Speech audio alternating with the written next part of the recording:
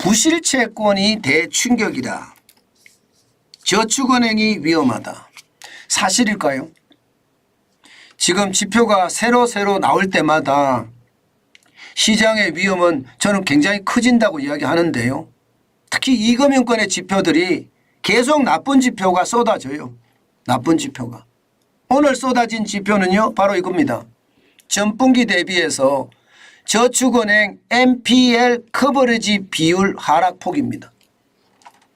NPL 커버리지 비율 이러니까 굉장히 복잡하고 어렵죠. 간단합니다. 간단합니다. NPL이라는 것은요. 고정 이하 여신이거든요. 쉽게 말하면 부실채권이라는 뜻이 부실채권. 예. 부실채권 커버리지는 이거를 덮을 수 있는 비율이 얼마냐. 그러면 부실채권이 1억이 생겼는데 이것을 덮으려면 1억을 들고 있어야 되잖아요. 그죠? 1억을 들고 있어야 되는데 1억을 못 들고 있다 이런 뜻이 1억을 못 들고 있다. 아니 부실채권은 1억이 났는데 내가 들고 있는 거는 9,900만 원을 들고 있습니다. 그러면 100만 원이 부족하잖아요. 그럼 파산 나겠죠. 바로 그 말이. 예. NPL 커버리지 비율이라는 게 100보다 낮으면 부실채권 내줄 돈도 모자란다. 이렇게 생각하시면 됩니다. 그런데 전분기 대비해서 지금 NPL 커버리지 비율이 14.7%포인트가 떨어졌어요. 굉장히 빠른 속도로 떨어지죠. 이 속도가 굉장히 무섭습니다. 속도가. 실제로 다 보실래요? 예, 실제로도 말입니다. 2022년에 예, 114.1%예요. 그러니까 부실채권이 예, 지금 100만 원이 생겼다면 커버리지 비율이 114.1%니까 114만 1,000원이 있다는 거예요. 그러니까 죽어도 남잖아요. 죽어도. 그죠? 그런데 2023년 1분기가 99.4로 떨어졌습니다. 100 이하로 떨어졌습니다. 100 이하로. 괜찮을까요? 글쎄요. 이게 괜찮다고 이야기하는 사람도 있어요. 시장에서는. 왜냐하면 2015년에 예, NPL 커버리지 비율이 60.5%였다. 2016년에 72%였고 2017년 89.2%, 2018년에는 94.1%였고 2019년에가 99.5%. 그리고 2020년부터는 100%가 넘었던 것 아니냐. 4년 만에 이제 100이 깨진 거다. 그렇기 때문에 과거에 2015년에도 괜찮았고 16년, 17년, 18년, 19년 다 괜찮았지 않느냐. 뭐가 걱정이냐. 이렇게 이야기하시는 분들도 있습니다. 맞아요. 그럴 수 있습니다. 그럴 수 있습니다. 그런데 반드시 생각해야 될 게요. 지금이 특수상황이라는 거예요. 무슨 특수상황이냐. 2020년만 하더라도 코로나19의 위기가 와서 툭 빠졌다가 툭 올라가는 V자 반등이 됐습니다. 그런데 작년 말부터 우리 경제가 지금 V자 반등이 되고 있나요? 작년 말에 떨어진 대로 지금 계속 쭉 가고 있죠. 나쁘다는 게 쭉 가고 있습니다. 특히 심각한 것은요.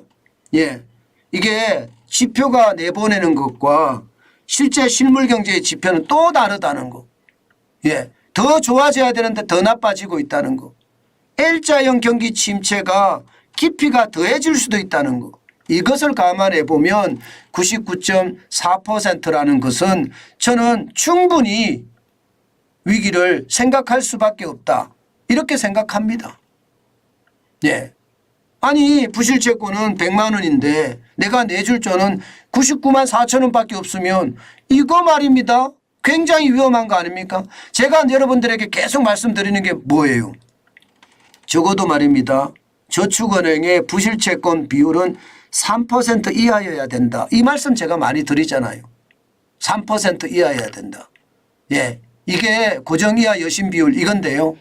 전체액 중에서 부실채권 비율이 3% 이하여야 좋다. 제가 그 말씀 계속 드려왔습니다. 그 말씀에 비추어 보면 저는 99.4라는 커버리지 비율이 99.4가 됐다는 것은 당연히 저는 시장에 굉장히 큰 위험이 된다고 생각을 합니다. 실제로 말입니다, 여러분. 예, 10대 저축은행 중에 예, 상위 NPL 커버리지 비율은 괜찮아요. 신한은행은요. 예, 부실채권이 100만 원 있다면 돈이 들고 있는 게 141만 3천 원이 있다는 거예요. 41만 3천 원 여유 있습니다. 여유 있어요. 모아저축은행도 103.2%고요. SBI는 115.5%, OK저축은행도 120.9%, 웰컴은 122.9%예요. 그런데 10대 저축은행 중에서도 말입니다. NPL 커버리지 비율이 100% 이하가 많습니다. 상장인 저축은행은 67.4%예요. 페퍼저축은행은 81.3%고요. 에큐온 저축은행은 82%, 한국투자저축은행도 93.2%입니다. 다월도 98.8%예요. 여러분 괜찮을까요? 저는 괜찮다고 저는 말씀 못 드립니다. 아니 부실채권 비율이 나는 100만 원을 들고 부실채권을 들고 있는데 내가 내줄 돈은 98만 8천 원 들고 있다고 그러면 이게 위험하다고 당연히 생각할 수밖에 없는 거잖아요. 전 당연히 생각할 수밖에 없다고 생각합니다. 문제는 여러분 10대 저축은행이 이렇습니다. 10대 저축은행이. 그러면 우리나라 저축은행이 79개거든요. 79개의 NPL 커버리지 비율은 어떻게 될까요? 저는 그게 굉장히 충격적이 된다는 뜻이에요. 앞서 제가 보여드렸던 그 지표가 바로 79개 저축은행에 대한 커버리지 비율이거든요. 99.4가. 그러면 굉장히 열악한 데도 있다는 거잖아요. 10대 저축은행도 100 밑으로 내려간 저축은행이 저렇게 많다면 다른 저축은행들도 100 밑으로 내려간 저축은행이 많다는 이야기잖아요. 저는 여러분들에게 계속 말씀을 드립니다. 저축은행 좋다 이야기합니다. 그렇지만 늘 제가 조심하셔야 된다고 말씀을 드리는 이유는요. 그만큼 말입니다.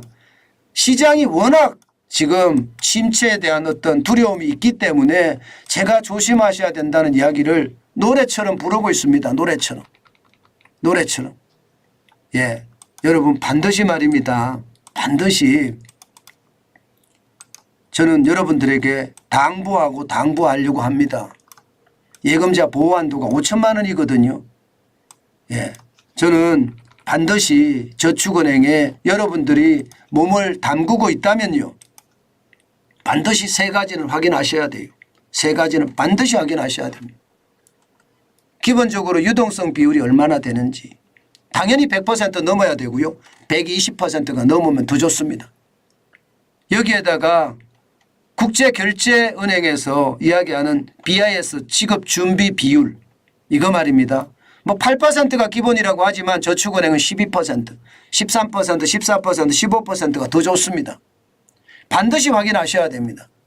게다가 아까 앞서 보신 것처럼 NPL 비율, 부실채권 비율이 3% 이하여야 돼요. 3% 이상이면요 불안하다는 뜻이에요.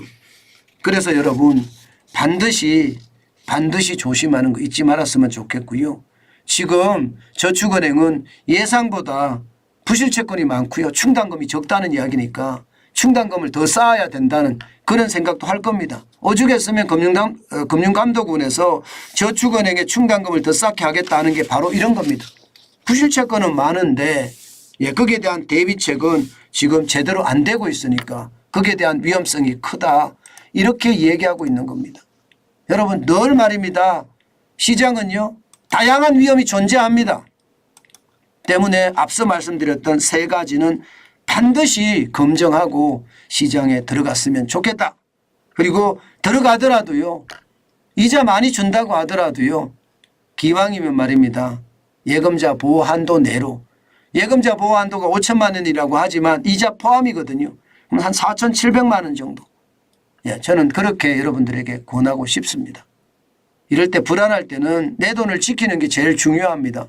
내 돈을 못 지키면 그것은요. 진짜 바보거든요. 내 돈을 지켜야 됩니다. 어떻게 하든요. 내 돈을 지키는데 정성을 다해야 된다. 그 말씀 다시 한번 올립니다.